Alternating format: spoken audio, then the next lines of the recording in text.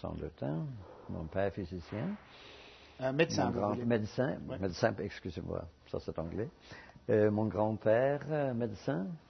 Ma mère a travaillé dans un hôpital. Et le père de ma mère était directeur du département de la santé de la Norvège. Alors, c'est-à-dire que, du point de vue du berceau, c'était déjà le destin qu'un nouveau médecin est né, n'est-ce pas? Bon, c'est-à-dire que pour moi, c'est tout à fait naturel de penser comme ça. Et pour moi, la recherche sur la paix, quand j'ai travaillé et essayé de fonder quelque chose, la base n'était pas les relations internationales. Ce n'est pas les relations internationales de gauche. Ce n'est pas ça. C'est un type de, on peut dire, science médicale appliquée à un phénomène qui est aussi très, très, très dangereux, ce qui s'appelle violence. Et la cause primordiale de la violence est un conflit qui n'est pas résolu. En général.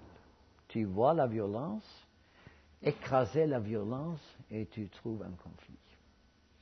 Alors, pour moi, le diagnose est de trouver ce conflit. De quoi il s'agit?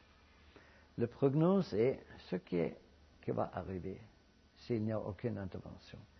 Il y a toujours la possibilité, et en général, l'humanité est tout à fait capable d'administrer les conflits et se débrouiller sans avoir de l'assistance, en général.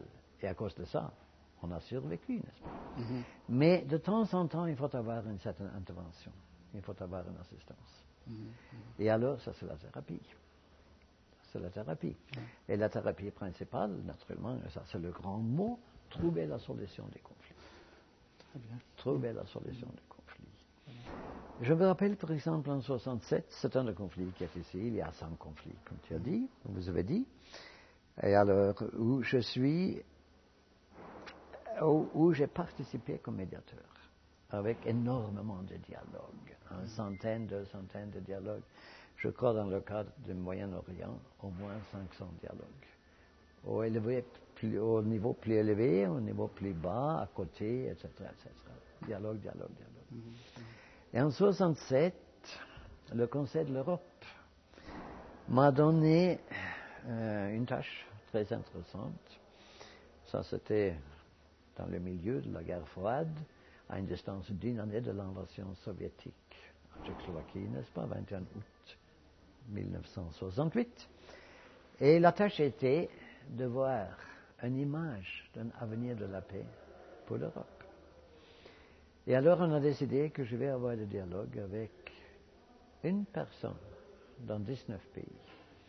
Et ça, c'était le directeur du directorat politique du ministère des Affaires étrangères. Aux États-Unis, il s'appelait Zbigniew Brzezinski. Il est mon âge. À Moscou, Yuri Vorontsov, très fameux pour les discussions dans les forêts de Genève, n'est-ce pas, quand il y avait des discussions de débat sur le désarmement en Belgique. Bon, c'était absolument fascinant et j'ai développé la méthode. Et la thérapie qui était la proposition était d'avoir une commission de sécurité dans le siège des Nations Unies à Genève, parce qu'il y avait déjà une commission économique, avec beaucoup de réussite. Tous étaient tout à fait d'accord que ça c'était une bonne idée. Alors, pourquoi pas aussi une commission de sécurité? Bon, on a proposé ça dans l'année 1967, un peu tôt. Maintenant, cette organisation s'appelle Organisation pour Sécurité et Coopération en Europe. Il y a une relation directe là. Moi, ce n'est pas seulement moi que j'ai proposé ça, bien sûr. On n'a jamais monopole dans ces affaires ici. Mais on peut contribuer quelque chose. Alors, diagnose, pronostic, thérapie, ça marche. Ça fonctionne comme paradigme principal. Très bien.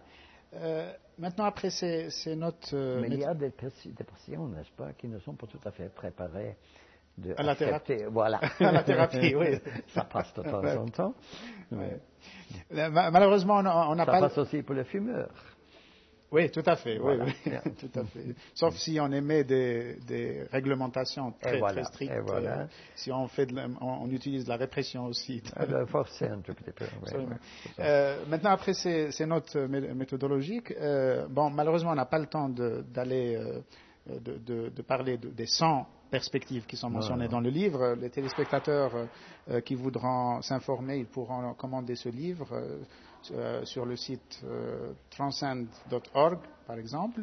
Et si on devait prendre un petit échantillon, moi, je poserais la question suivante. Quels sont les deux conflits ou les deux perspectives qui vous ont marqué? Le premier, par exemple, quel est le conflit que vous considérez la meilleure réussite? Je sais que c'est difficile de choisir entre ces enfants, mais disons, quelle est votre fierté? Et puis, quel est le conflit où vous avez des regrets? Vous dites que les conditions n'étaient pas réunies pour... Ce sont des questions excellentes. Alors, numéro 1, j'ai déjà mentionné quelque chose, la guerre froide. La guerre froide, et mon expérience, il y a beaucoup de détails sur ça, est que la condition de solution est d'avoir une image positive de l'avenir. La solution est dans l'avenir.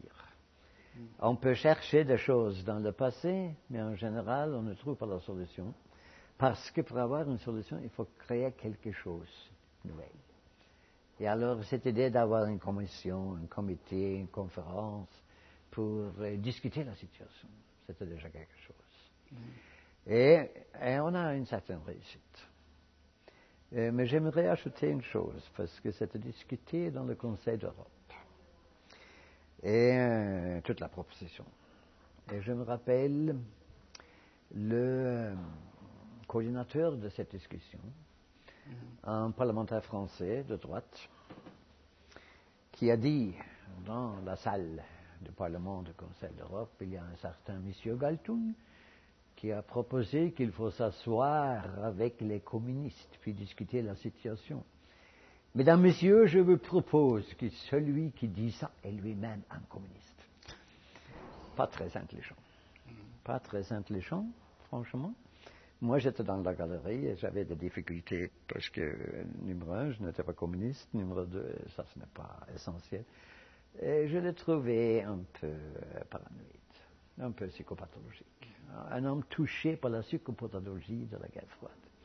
Heureusement, quelques années plus tard, pour être tout à fait précis, 21 ans plus tard, 89, on a commencé avec exactement ce type de travail.